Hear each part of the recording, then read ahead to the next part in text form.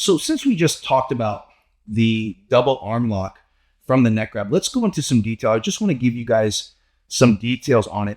Now, this attack is usually not a very, very high percentage attack in jiu-jitsu when you're talking about dealing with a more skilled opponent, when you're talking about you training with someone else that also has been training jiu-jitsu for quite some time.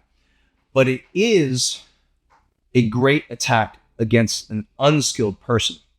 And so typically this is a technique that's taught in more of a self-defense scenario.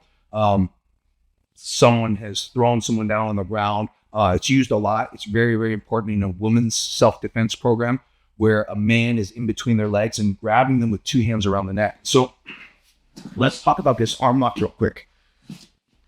So we're here, and again, it's two hands around the neck. And so what happens is just start to squeeze my neck a little bit. Yeah, so if he's leaning on me and squeezing my neck, you can already see it's affecting my breath. Just keep the pressure.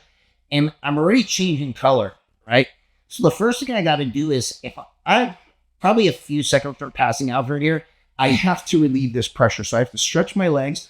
And the other thing that I will do, especially if they're clamping, especially if they're using their hands to squeeze my neck, I come and grab the wrist and I drop my elbows, try to grab my neck and squeeze my neck. So at least I freed myself. Now, because he has his arms straight, how we're going to attack the arms is this. Now, I can either do it in a two-step motion or I can do it in a one-step motion. The two-step motion is swallow the shoulder, bite my heels down, and pinch my knees together. Okay? So my heels are biting down. I'm pulling my heels down towards my butt, and I'm pinching my knees together. Now, all I have to do is start to thrust my hips up in the air, and it's both your arms, right? You feel both. Yep. So what it requires me is to swallow both shoulders and cross my ankles behind the head, right? So again, stretch away, elbows down. The other thing I can do is I can hop my legs. So I can do it in one motion like this. Look, okay? Again, pinching, pulling. So I'm pinching my legs down, I'm biting, and I'm pinching my knees together. And then I just thrust my hips. And you can see how much movement I have with my hips would really just kind of blow through the arms. And so that's a really important, back up a little bit like this. Yeah. It's a really important motion is clear the stretch and save your neck, right? And for the beginners, 1, 2, and for more advanced, just 1, right? Where boom, knees tight, biting down, and then thrusting my hips through so I can, and if I keep his hands, so the key to this is making sure the hands don't cross. If his hands crisscross, it relieves all the pressure on the elbows. So I want to make sure I'm pulling his wrists away from them. So I don't want his wrists to come close together.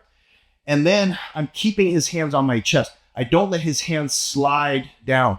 So that's why it's so important when I grab, I lock everything into my chest. I don't let the wrists come closer together, and I don't let his wrists slide down this way, right? And then all it is my hip. Okay?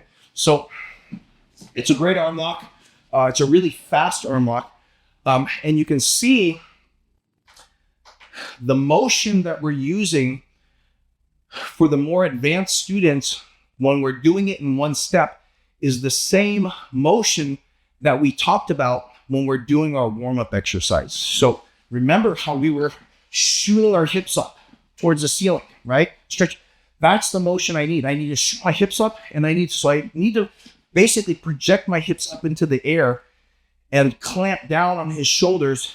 And so the better I am with that motion of really shooting my hips and projecting my hips up in the air, the faster I am with this arm lock.